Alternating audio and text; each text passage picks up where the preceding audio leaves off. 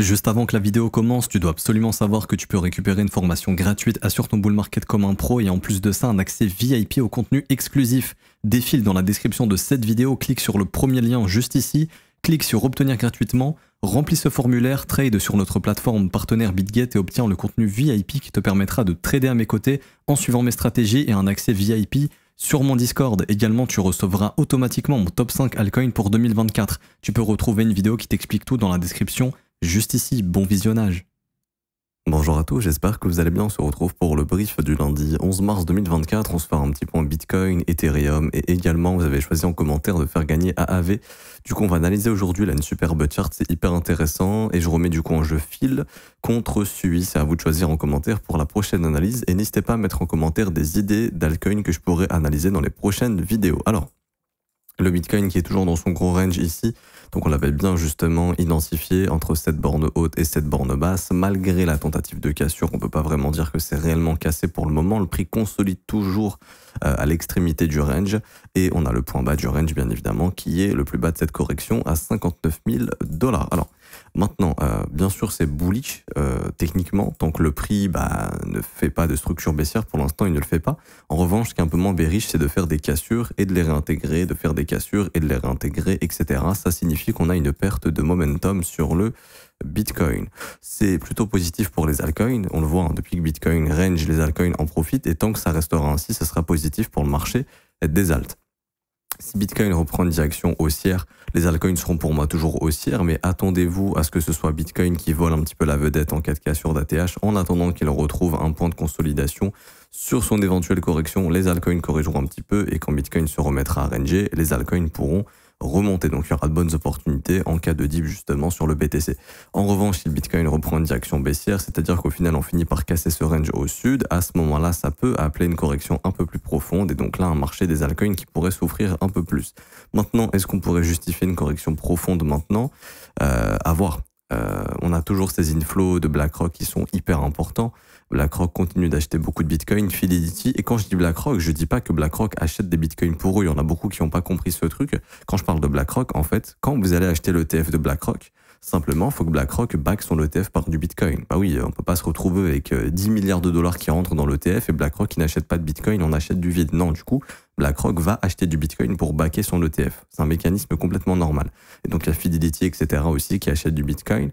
Donc là, on voit au niveau des inflows qui sont encore extrêmement importants. J'ai pas la data le jour J, mais là, on a la data jusqu'au vendredi et peut-être samedi, je ne sais plus, c'était combien le 8, ouais, jusqu'au vendredi 8, et on voit qu'on a eu des inflows encore de 495 millions la semaine dernière, 282 millions, 188 millions, etc., etc. Donc ça continue d'acheter assez massivement.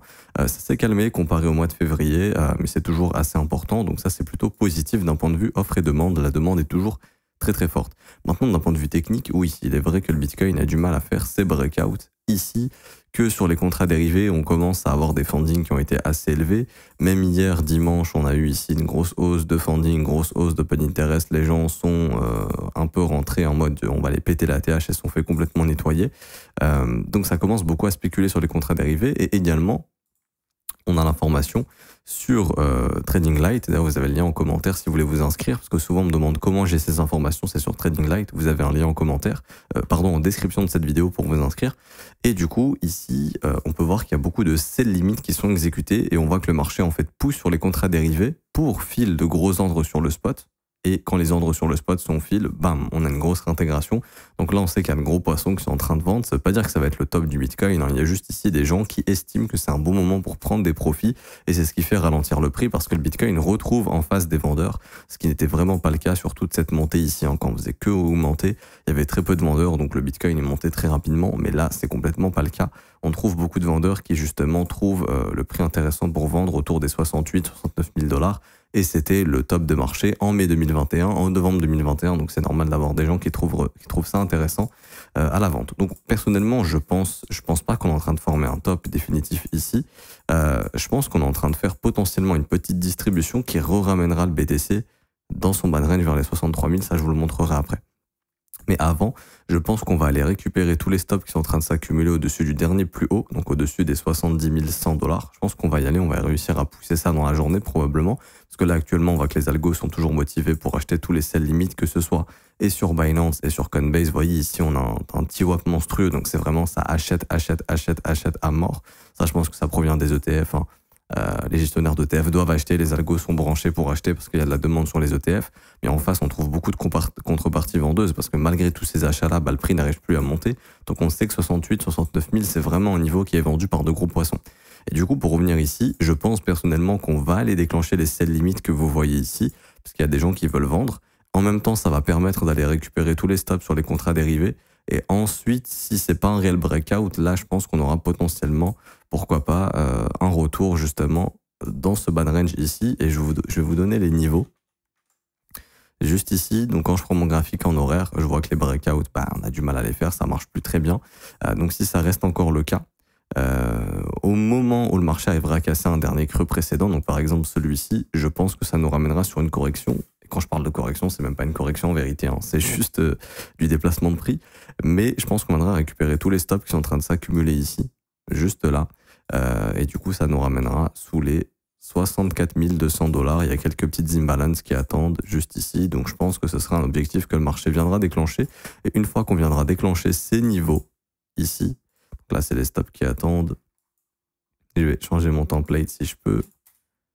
Hop, stop bull juste ici. Donc là c'est tous les stops. Là on a la zone d'imbalance que le marché va venir combler probablement si jamais le prochain breakout n'est pas un vrai breakout mais une réintégration. Si ça breakout vraiment, il n'y a pas de souci, le Bitcoin peut partir vers 75 000 et plus. Mais si le prochain breakout est juste encore une réintégration, là ça fait beaucoup de faux breakout, donc un petit peu de signe de distribution avec une accumulation de stops ici qui finiront par, je pense, se faire déclencher. Et donc le marché ensuite viendra ici. Si on ne réagit pas ici, je pense qu'on viendra récupérer, ça j'en ai déjà parlé, mais tous les stops intermédiaires au plus bas qui a été trouvé à 59 000. Et là pareil, on pourra potentiellement aller casser les plus hauts. Personnellement, je suis toujours bullish sur le Bitcoin. Pourquoi? Parce que on a un graphique qui est toujours haussier, on va pas se mentir. Le Bitcoin, il est complètement bullish en daily. Ici, pour moi, pour l'instant, il n'y a rien de bearish encore. On n'a toujours cassé aucun creux, etc. La dynamique est haussière.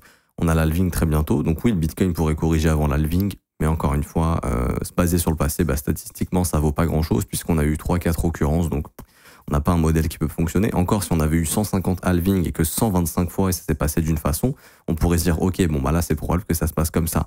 Mais quand on n'a que 4 occurrences et qu'en plus de ça, là, c'est la première fois que c'est complètement différent, on peut plus se baser sur ce qui a été fait dans le passé. Je vois souvent, oui, on a eu une correction généralement avant l'halving. Ouais, mais là, déjà, c'est complètement différent. On a fait un nouvel ATH avant l'halving. Donc, on peut même pas comparer ce qui a été fait dans le passé.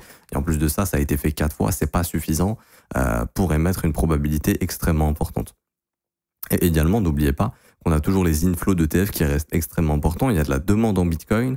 Le gouvernement américain push énormément l'investissement en Bitcoin. Je ne sais pas trop pourquoi. Enfin, ils disent pas réellement d'investir, mais on entend partout. Oui, cet État-là songe faire ça. Oui, BlackRock veut faire ça. Veut investir dans le Bitcoin directement avec leurs fonds propres, etc. Donc, ils ont vraiment envie de faire FOMO en fait dans le BTC. Et également, donc ça se trouve, on est en train de former un top. J'en sais rien, mais techniquement, c'est vraiment pas le cas. Et aussi, c'est pour ça que je vous invite à surveiller les réintégrations horaires. Et également, techniquement, oui, comme je disais, c'est toujours haussier. Et il y a aussi les ETF d'Ethereum très bientôt.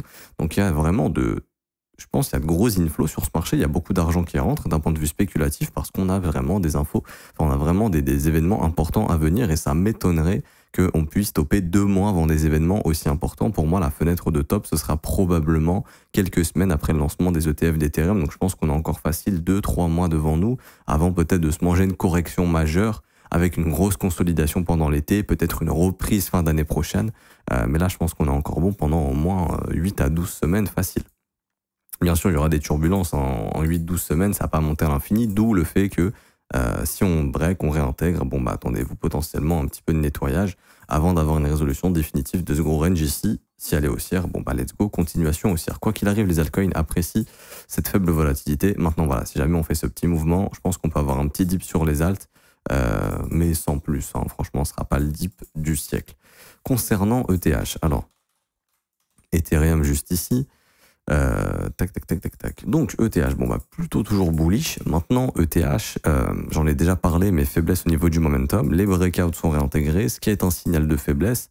Ça veut pas dire que c'est bon, top easy, surtout que je suis en horaire. Hein. Ça veut juste dire que sur du court terme, voilà, ETH, il a une petite faiblesse au niveau du momentum. Pour les débutants qui découvrent la crypto ou le monde de l'analyse technique ou de l'analyse des marchés, le momentum, c'est la force du mouvement. Ok, votre marché peut monter doucement. Donc on dira qu'il a un momentum qui est faible, et puis votre marché peut monter très fort, comme ça a été le cas sur ETH, on dira qu'il a un momentum qui est fort, une force de mouvement qui est forte. C'est un peu comme une voiture, si je les lance rapidement, bah, je peux monter vite à 100 km/h, mais tout comme je peux monter à 100 km/h en 8 secondes, tout comme je peux monter à 100 km/h en 30 secondes, bah, les marchés c'est exactement la même chose, et donc si ma voiture passe de 0 à 100 en 8 secondes, bah, on dira que le momentum il est fort, et puis si elle passe de 0 à 100 en 30 secondes, on dira que le momentum est faible. Mais quoi qu'il arrive, on monte vers les 100 km/h, bah, les marchés, c'est exactement la même chose. Ils vont monter vers leurs objectifs, pardon, mais avec une force plus ou moins forte ou plus ou moins faible. Là, on voit que ça a été plutôt fort et ça commence à ralentir. Alors, en horaire également, pour moi, bah, ici, la réaction du prix était assez intéressante puisque sur ETH, ce week-end, on est venu chasser tous les stops de la dernière consolidation. Donc, pour moi, c'est assez simple. ETH, il a une grosse zone qu'il va maintenir très, très probablement ici. J'en ai déjà parlé, mais entre 3725 et 3550 $, c'est des niveaux qui vont être très très probablement maintenus. Également, on avait l'imbalance baissière qui avait été transformé en imbalance haussière, et je vais vous donner précisément les niveaux et vous allez voir que le marché a parfaitement tenu cette zone. C'est juste ici, entre 3700 $ et 3750. On voit qu'on a fait une mèche, on a fait des mèches ici, juste on est venu récupérer les stops. Donc pour moi, dans l'idée, ETF toujours bullish. Et maintenant, oui, il y a une faiblesse au niveau du momentum, mais la dynamique est clairement toujours haussière ici. Si on regarde par exemple même en H4, la dynamique est toujours haussière également. Ça faiblit un petit peu, certes, mais c'est pas non plus la fin du monde et les stops ont bien été récupérés ici. Donc pour moi, tant que le prix ne s'installe vraiment pas sous les 3610 $, je pense qu'on peut faire la continuation haussière et continuer notre pump sur ETH. Bien sûr, ça dépendra beaucoup du Bitcoin qui, lui, si jamais il a du mal à faire ses breakouts ou s'il les fait, les réintègre, pourrait revenir dans les 63 000, 64 000 $.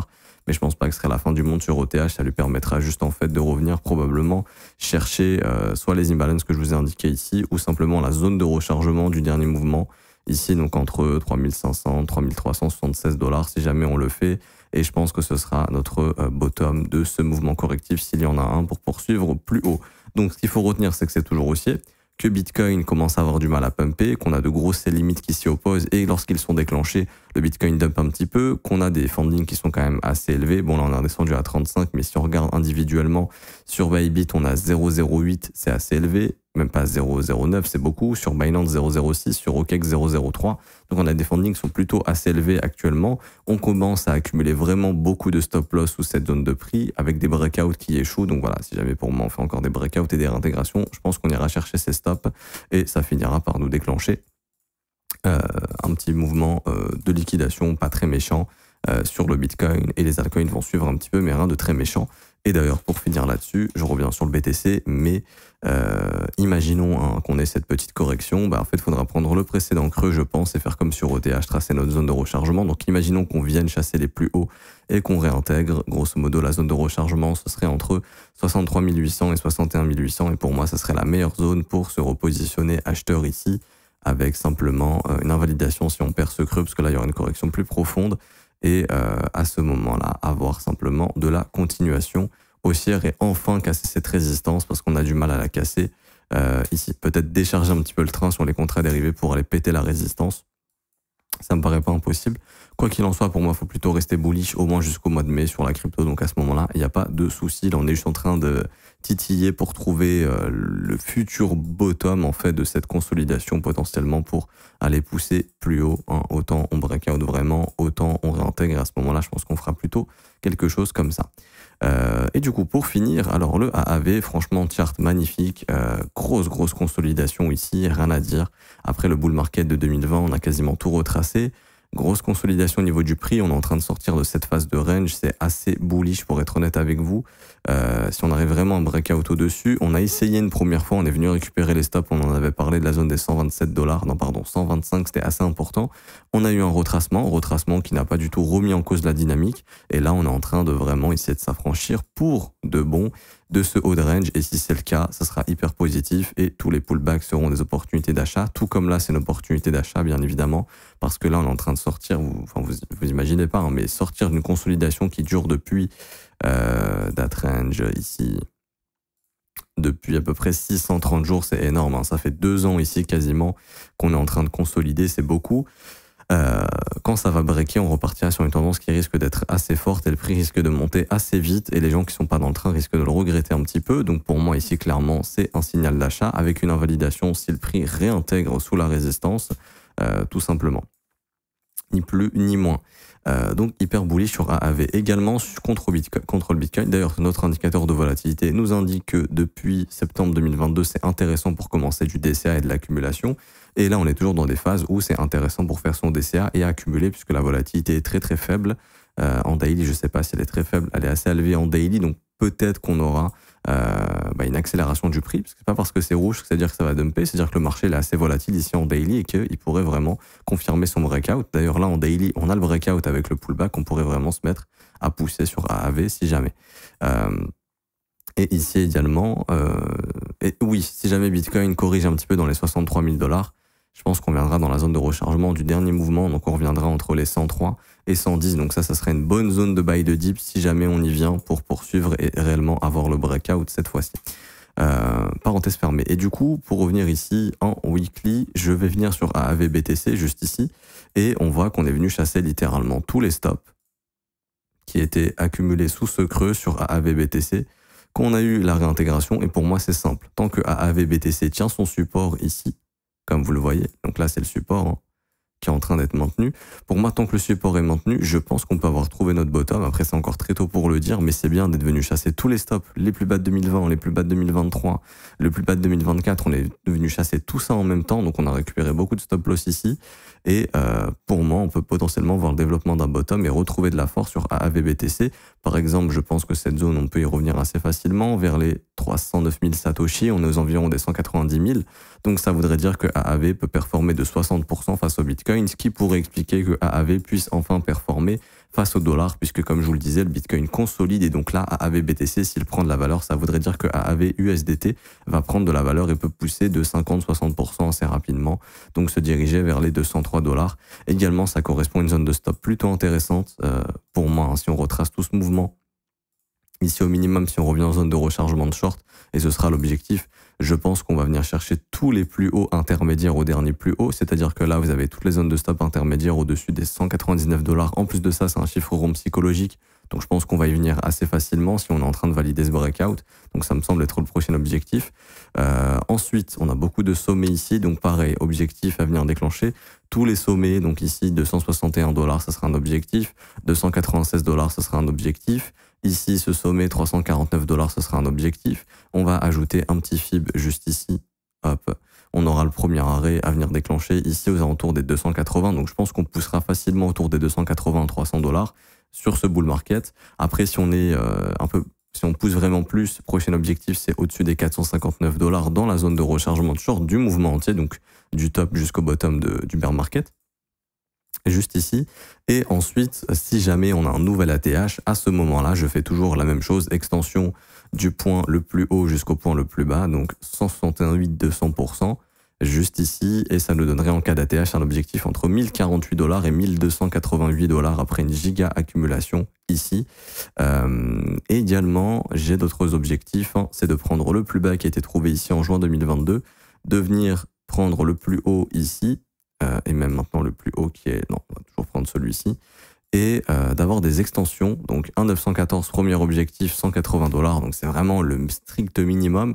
Deuxième objectif au-dessus de ce swing high ici, donc 3,14 aux alentours des 265 $, et l'objectif de sortie de cette grosse consolidation entre 403 $ et 490 $, donc franchement perso ça me semble être les objectifs ici. Maintenant comme je disais, si jamais Bitcoin là s'amuse à nous faire un petit peu, je break, je réintègre et je vais faire un petit mouvement correctif pour retourner dans mon bad range, qui est totalement possible en vue des funding et en vue du comportement du prix et en vue de la petite distribution qu'on a justement ici sur le marché spot, qui encore une fois serait pas très grave parce que on a tellement BlackRock qui pousse, Fidelity, les gestionnaires d'ETF qui poussent et qui achètent parce qu'il y a de la demande, et les institutions américaines qui rentrent dans le Bitcoin, qui rentrent dans l'or également, que ça m'étonnerait pas que le Bitcoin puisse aller beaucoup plus haut d'ici le mois de mai. Mais si jamais il y a ce petit mouvement correctif, comme je disais, je pense que AAV pourrait ici simplement lui aussi corriger un petit peu, mais Le dernier creux en daily, il est juste ici. Donc techniquement, si on est bullish, il devrait être maintenu, sachant qu'en plus de ça, ce creux est venu chasser des stops tellement évidents que pour moi, il n'y a aucune raison de retourner sous cette zone de stop ici. Hop, et que donc, tout naturellement, je pense que le prix, si jamais on a un petit retracement du BTC, reviendra dans la zone de rechargement du dernier mouvement ici. Donc, comme je disais, entre 111 et 102 $. Et si je fouille un petit peu plus, je peux même vous donner une zone un peu plus précise potentiellement. Je dis pas qu'il faut forcément attendre cette zone de prix, hein, si jamais ça corrige un petit peu sur le BTC. Et voilà, en plus de ça, on a les imbalances ici. Donc, entre 106 et 111, ça serait une zone très très probable à revenir déclencher pour simplement, si on a un nettoyage du Bitcoin, voilà, hop, faire ça et ensuite continuer de faire des creux ascendants et vraiment valider le breakout et aller chercher bien plus haut d'ici le mois de mai, juin. Donc objectif au moins 180, 215 $ dans un premier temps et surtout au-dessus des 198 $ pour venir récupérer tous ces swing high ici.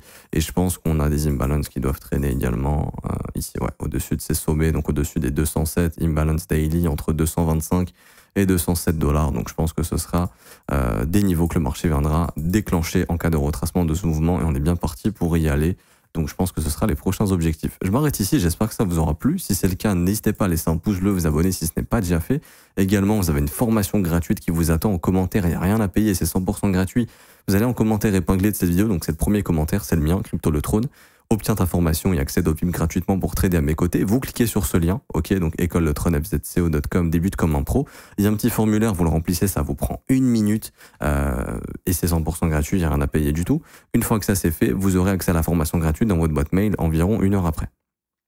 Pour ceux qui veulent avoir accès au VIP, c'est le deuxième lien en commentaire épinglé, donc tutoriel rejoindre le VIP gratuitement, vous cliquez sur cette vidéo, c'est 100% gratuit, il n'y a rien à payer, et vous pourrez rejoindre le VIP, trader à nos côtés, avoir accès à nos trades, avoir des vidéos exclusives et un accompagnement également dans le Discord complètement gratuitement. La deuxième vidéo vous explique absolument tout pour rejoindre le VIP. Pour ceux qui veulent rejoindre l'école et se former à mes côtés, ça c'est une formation en revanche qui est payante, donc c'est la seule chose payante qui est proposée par le Trône.